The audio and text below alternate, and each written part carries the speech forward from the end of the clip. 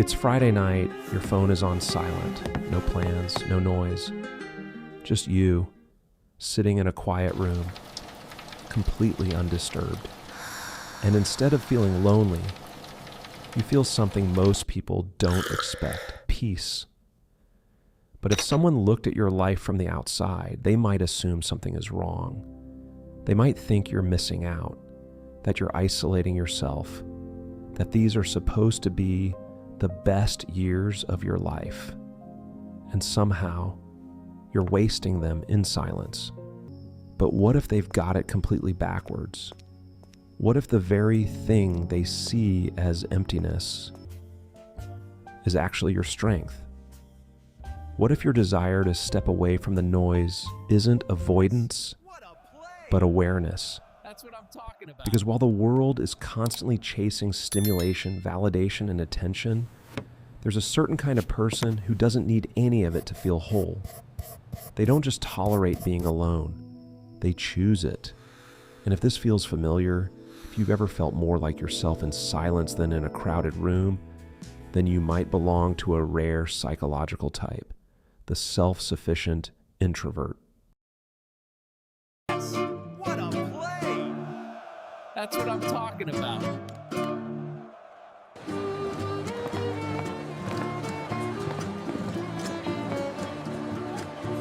We need to leverage our core competencies in Q3. Absolutely. The synergy will maximize ROI. We have to prioritize.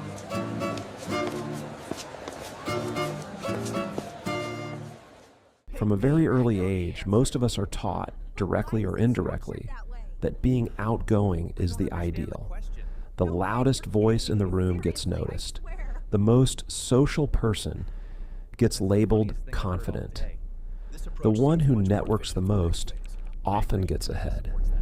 In many ways, the modern world, especially in places like the United States, has been built around extroverted traits, open offices, constant collaboration, personal branding, social media presence. There's an unspoken rule. If you're not visible, you're falling behind. And if you don't naturally thrive in that environment, it can start to feel like a personal flaw, like you're too quiet, too reserved, not engaged enough. But here's the problem. This system doesn't measure depth, it measures volume. It rewards quick responses over thoughtful ones. Presence over perception. Noise over nuance. So if you're someone who prefers to think before you speak, who values meaningful conversations over small talk, who needs space to process instead of constant interaction, you're not broken. You're just operating in a world that wasn't designed for how your mind works. And that mismatch, it's where misunderstanding begins.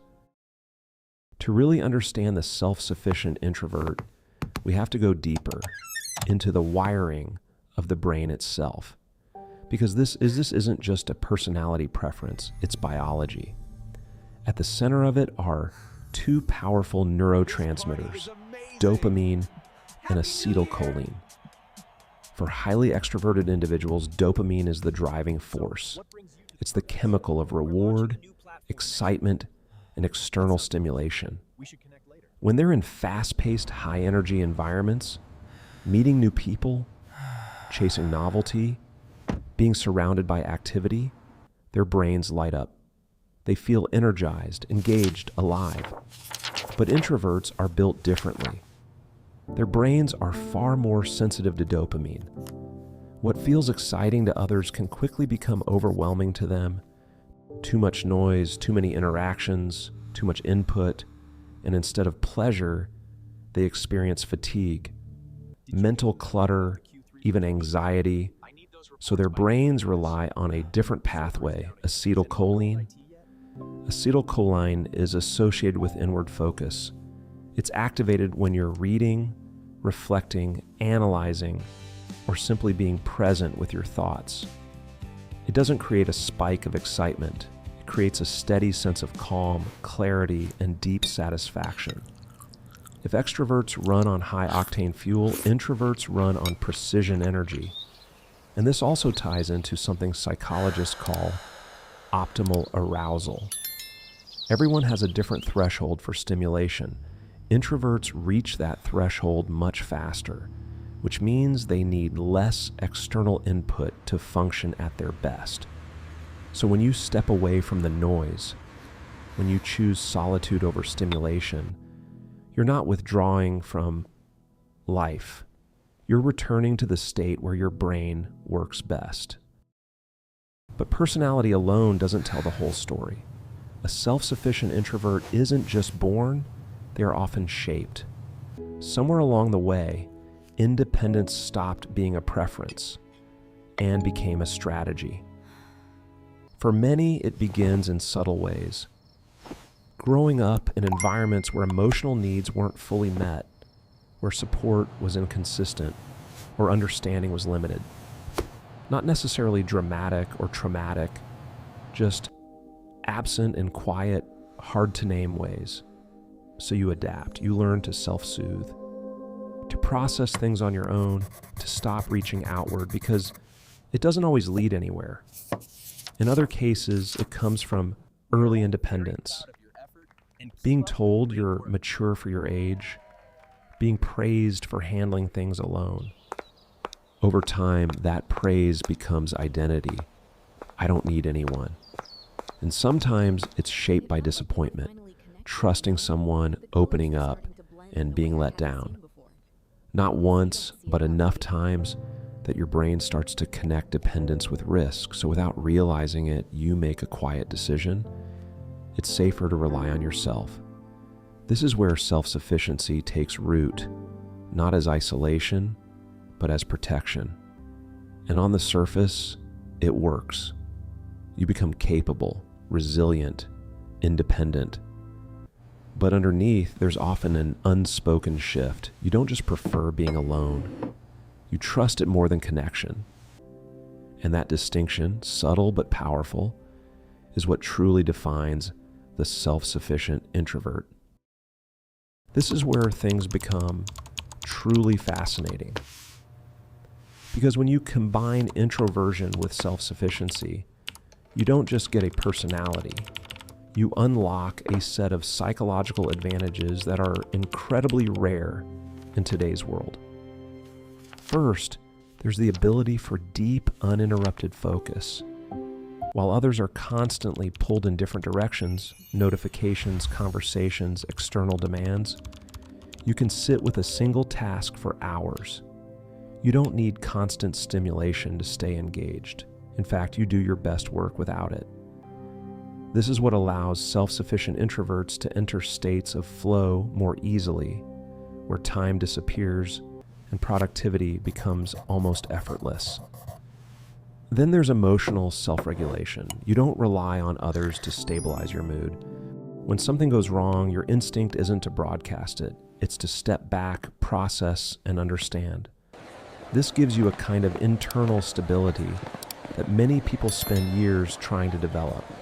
You're also far less driven by FOMO, the fear of missing out, because your sense of fulfillment isn't tied to what everyone else is doing. You're less likely to chase trends, compare constantly, or make decisions just to fit in. That independence makes you incredibly difficult to influence, and even harder to manipulate. And perhaps most underrated of all, your ability to observe. While others are busy talking, reacting, performing, you're noticing patterns, tone, subtext. And when you do speak, it tends to carry weight. But this strength has a shadow. Because when you're used to handling everything alone, asking for help can feel unnatural, even threatening. You may carry more than you should, staying silent long after you've reached your limit. What looks like strength from the outside can slowly turn into quiet burnout on the inside. Relationships can be just as complex. You value connection, but on your terms. You need space to feel like yourself, and that can be misunderstood as distance, disinterest, even coldness. So you live in a tension few people see clearly. You are deeply self-sufficient, and yet still human enough to need connection.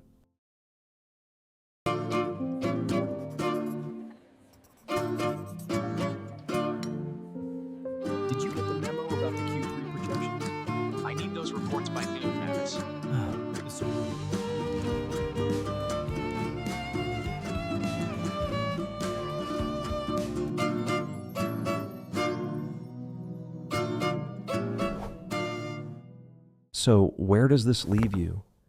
If you see yourself in all of this, the independence, the quiet strength, the need for space, then here's the truth. There's nothing wrong with you. You don't need to be louder, more social, or more like everyone else. But real growth doesn't come from rejecting who you are. It comes from refining it. Because there's a difference between independence and isolation. The goal isn't to stop being self-sufficient, it's to learn balance. To realize that strength isn't just the ability to stand alone.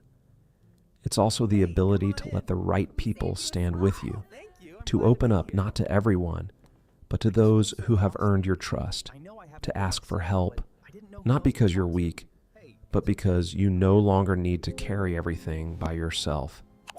That's evolution. So now I'm curious, which part of this resonated with you the most? Leave a comment below and share your experience. And if this video helped you understand yourself on a deeper level, don't forget to like, subscribe, and turn on notifications for more psychology insights like this.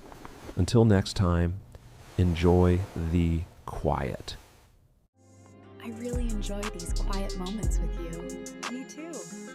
It's peaceful out here.